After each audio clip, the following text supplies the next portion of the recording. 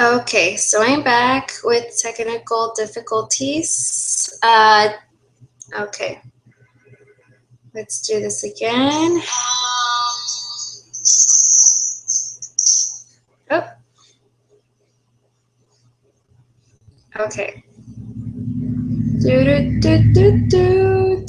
I don't know if it's on or not. Need to check. Okay.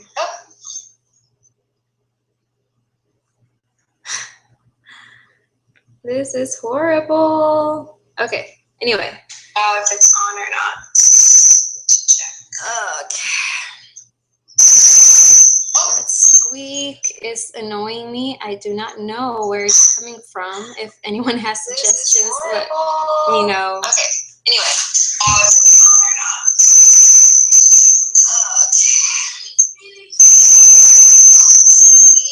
It's annoying me. I do not know where it's coming from. If anyone has suggestions, let me know.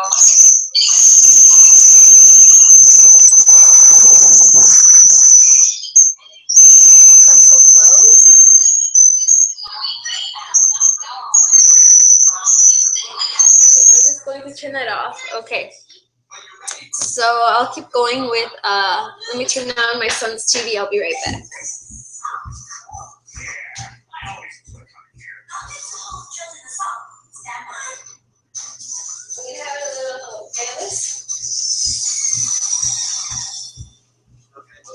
Okay, I am back. I am back with my ASL. Like I was saying, I do not have immediate family that has that's deaf, but my uncle, he has become deaf when he was 6 years old. He was a little boy. He got a really high fever that literally stopped his heart. So his heart wasn't beating anymore, and the doctors thought that he had passed.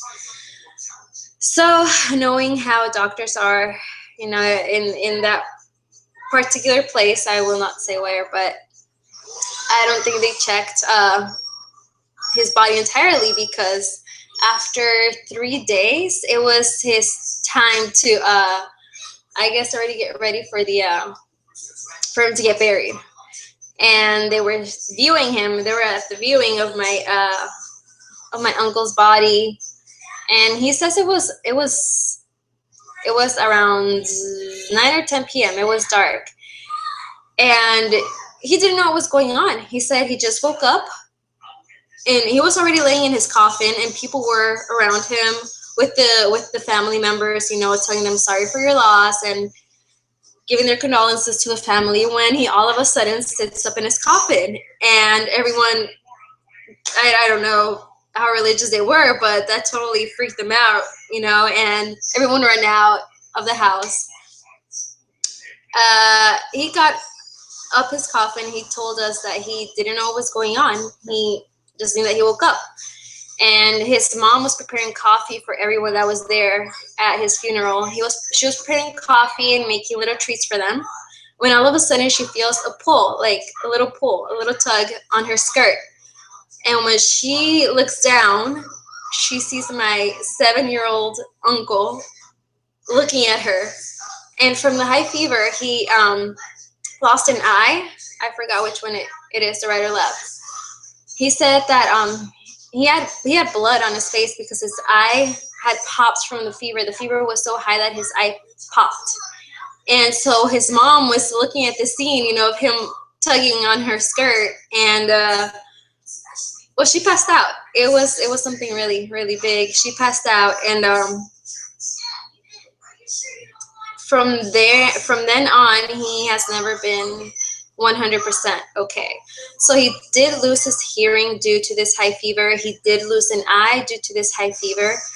He remembers bits and pieces of what happened because he was about, like I told you, 6 or 7 years old. So he does remember what happened, but it's just, you know, bits and pieces. But he does remember everyone flying out of the funeral, just like running out of there because they were so scared. But that's the story. He did lose his hearing, and because of that, he's got hearing aids up to now. He's now 70 years old, around are almost 70 years old, and his hearing aids just aren't working for him. He likes to tug on them. He likes to pull them. He likes to turn the volume on and off, and he just plays with them too much. So they're not working at the moment, and he's just completely deaf and silenced. I remember when he would come visit that he would sleep with a little tiny radio right by his ear like this. He would lay down and he would listen to his little radio, and he'd just fall asleep. And you would call him, but he wouldn't listen to you. You had to go over to him, just like, give him a little pat or something, and he would look at you. My dad, he was very used to it because that has been going on for his whole lifetime, but he never got to the point where he learned ASL. Now his daughter, which is my cousin, she started learning ASL, and I just kind of made the connection, a few weeks ago, that she's probably learning that because her father is deaf. And my uncle, he does not know ASL. He never learned it. He, like I said, some families are very ignorant towards disabilities. In this case, they were really poor. They were low income. It was 8 children in the family. It was, they had more problems, I guess, that thought were more important than attending to a child's disability. And there's many families that don't, give their children with disability the attention they deserve. I'm not saying that you should be focused on 24/7, because that just gets stressing, and mothers, fathers, siblings, they do need, a little, I want to say time off. You don't get time off from that, but you need to enjoy life, and you don't have to be focused on the problem for the rest of your life. It's not the end of the world. It's just something that you do want to give the necessities to these people. The video that I told you about that I saw was about this guy that wasn't really getting what he needed. I don't know if you guys have watched it. I actually liked it on my YouTube. And it's frustrating, like I said, because he said that his family wouldn't understand when he needed the closed captioning when he was watching TV with his family. So he would always tell them, hey, what happened? And they were so into the movie that they wouldn't tell them, or they would tell him, shh, quiet. If they would have had closed captioning on that TV, it would have not been necessary for him to be depending on his family. But that was not the case. So yes, it was really tough for him growing up. And for people, he said one thing that was really rude that I understand very much was that when he was passing or walking by, in front of his family, they would cover their mouth when they would speak. They would just cover their mouth, and well, what does that tell you? If you're deaf and someone covers their mouth, that means that you're probably talking about them, or it's something that you don't want them to not hear, but to read from your lips. It's very disrespectful. That is something you don't want to do.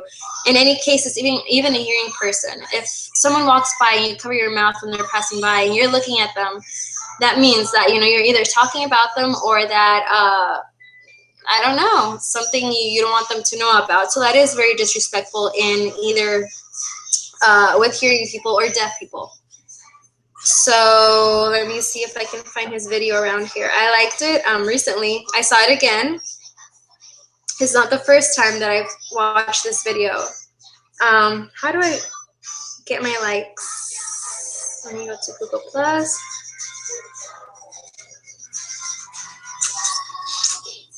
Collections, is that it? Featured, yours, following. Guys, help me out on this one. I do not know how to look for my liked videos. I have tons of liked videos, but I do not know how to go back to them. So I'll go to home, people, locations, events, and settings. Profile. Let's see, edit profile. Nope, I don't want to edit my profile. Okay, I'm just gonna look for the video. Okay, so anyway, the topic is ASL for toddlers. When a child is young, like my son, he is 4 years old at the moment. His speech is developed where it's supposed to be. But for some children, their speech won't be developed till later in lives. It happens a lot with males more often than with females. I talked at a very early age. At 1.5, I was already talking. At 2, I was nonstop blabbering. So I was a blabbermouth. I talked a lot. But okay, sorry guys. I'm looking for the video.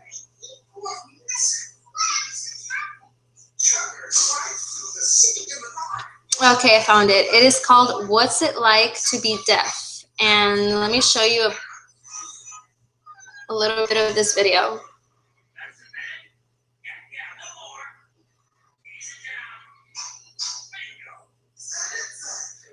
You will find it under the title, "What's It Like to Be Deaf?" What is it like to be deaf?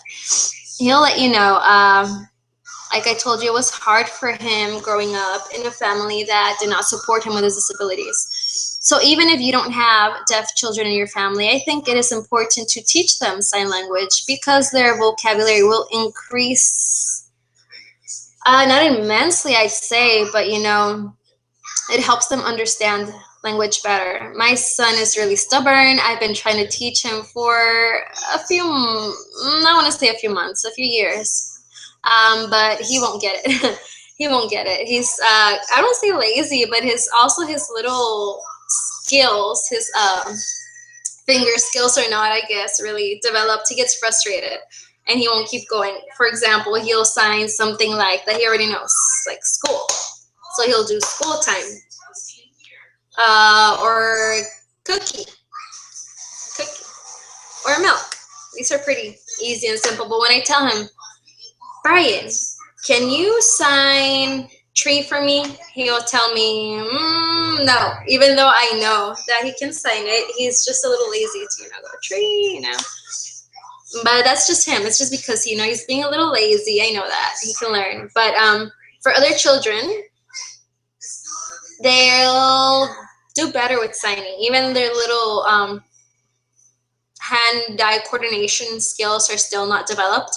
I saw a baby at a few months. He was already signing because he was deaf and he needed it. But also babies that are not deaf can learn at a very, very young age because they can't speak.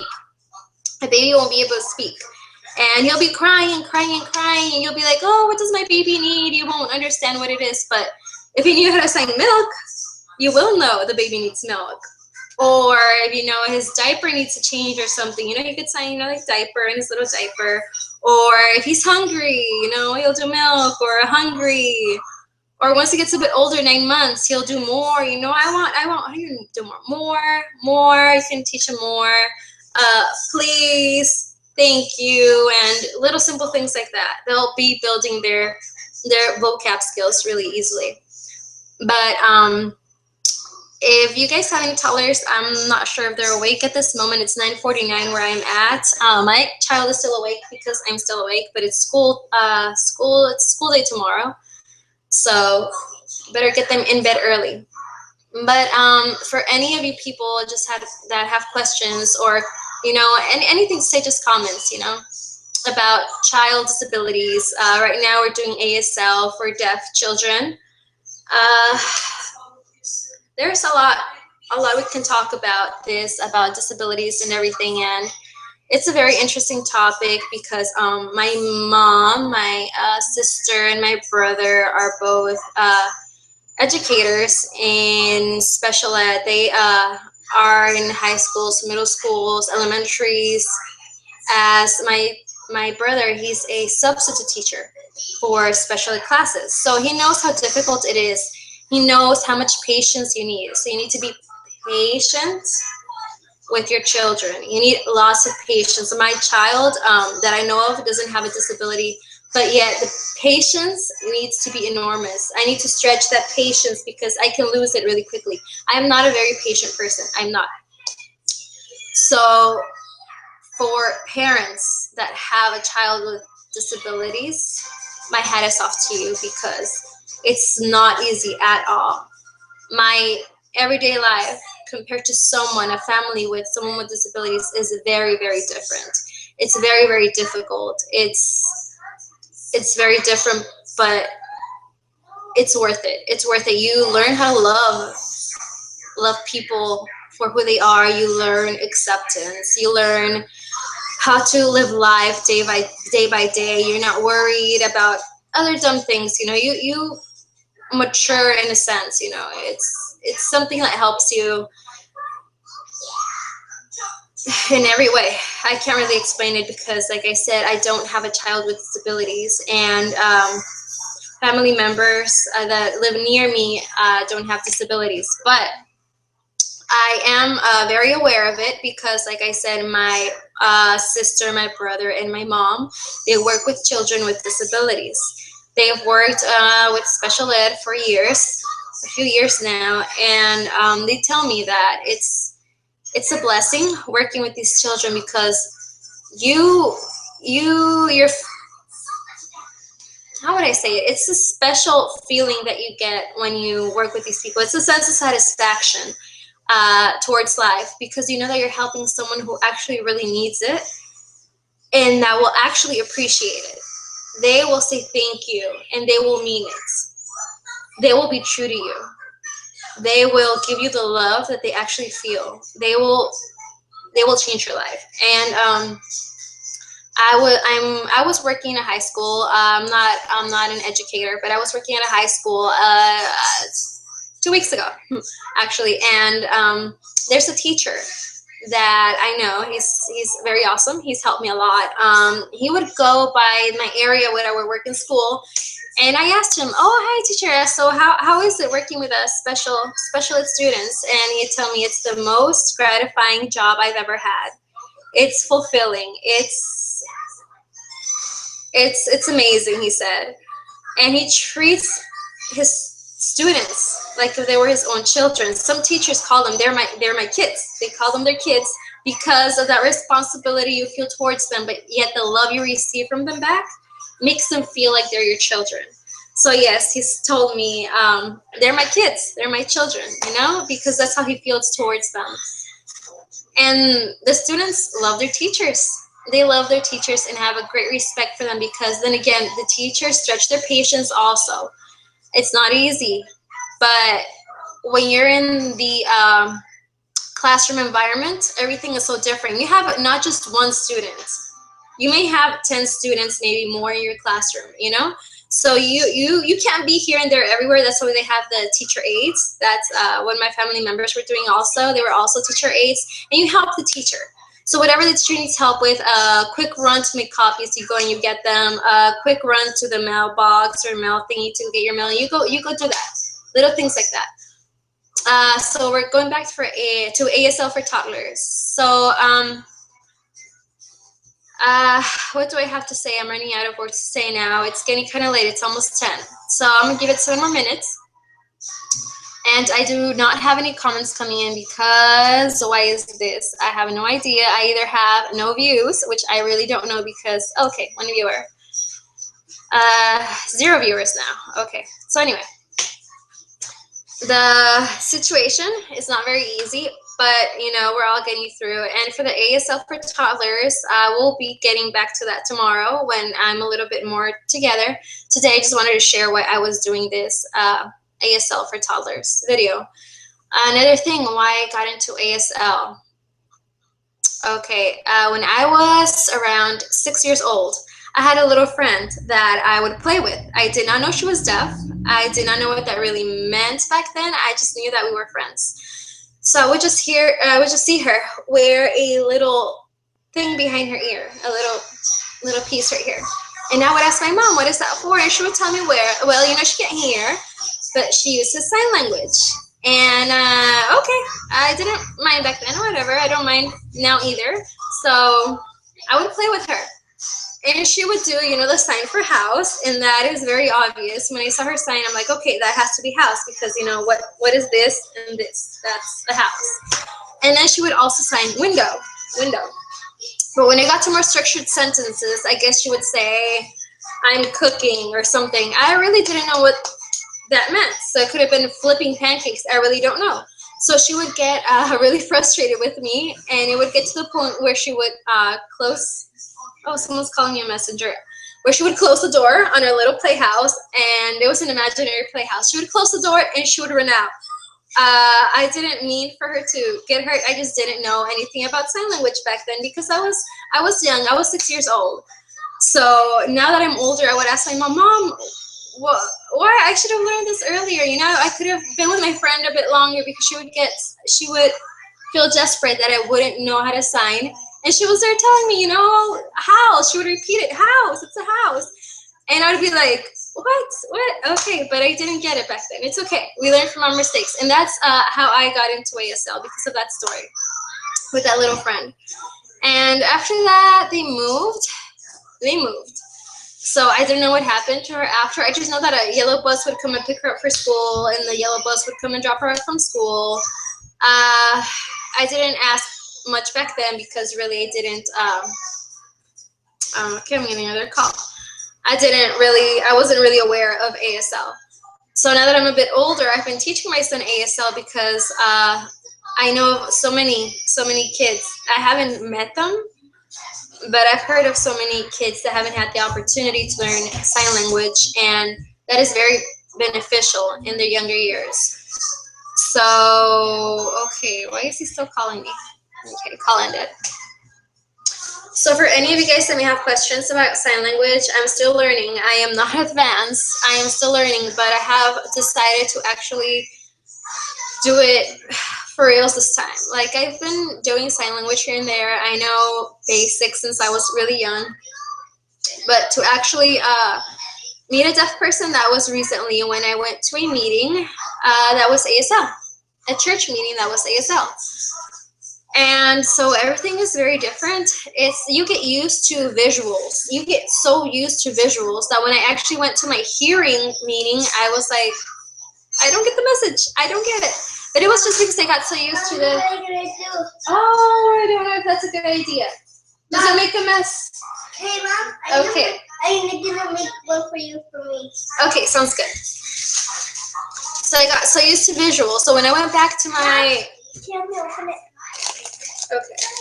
So when I went back to my meeting for hearing, it was a weird feeling. It was kind of hard. It was hard to understand what he was talking about. Even though I heard him, I couldn't really make that connection. I couldn't really understand him because it wasn't visual at all. He would talk to us, you know, like in his speech, and be like, okay, everybody, so today we're going to talk about this and blah, blah, blah, blah, blah. And okay, I understand what you're saying, but where is the feeling in that? Where are your gestures? Where is that smile? Where is the eyebrow going out? Like, for example, in sign language, when you're like, why? You go like, you know, why, you know? And when you're speaking, you're like, why did it do it? Why? So it's just less feeling to that. And that is something that really messed me up when I went back to my hearing congregation. It was funny, but it was something new that I learned. And it was great meeting people that actually couldn't hear. Yes? It's already open. Here you go. That actually couldn't hear, and me trying to communicate with them, I panicked when I tried to communicate with someone that was actually deaf because she was signing so fast, and I'm like, oh, wait, slow down. But she wanted to know if I was hearing deaf or hearing, and I just freaked out, you know. But that's why you need to practice. What's the saying? Practice. I need to practice more of my sign language, but it's nothing hard. It's difficult. It's not like C. Sign language, C is more, how do I tell you? It's more like you speak English. Like, for example, in sign language, when you say, how are you? You know, when you ask someone, how are you? You go, you know, how are you? How are you? You okay? You good? You're fine?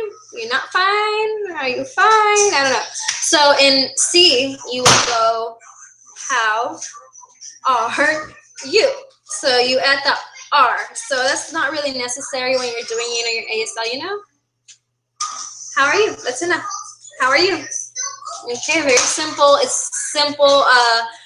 It has more meaning to it because you don't say all these words. You don't blabber on about whatever. And at the end, you know, you didn't say anything. But when you're signing, you only need certain signs to get the message through. So for anything, any questions, you can just, you know, leave questions down in the comments below, or you can just watch the video. and learn from all this. So I want to thank you guys for watching my, what was it, 15-minute video, which was in between pauses because my sound wasn't working or I didn't know how to do this. So, all right. Well, I want to thank you guys for watching this. And Badokes, you want to say bye to everybody? I guess not. He's too busy playing with the garbanzo beans. But thank you guys, everybody. Thank you so much. And hope to see you guys next time that I'm on. All right. Have a good night. Bye, everybody.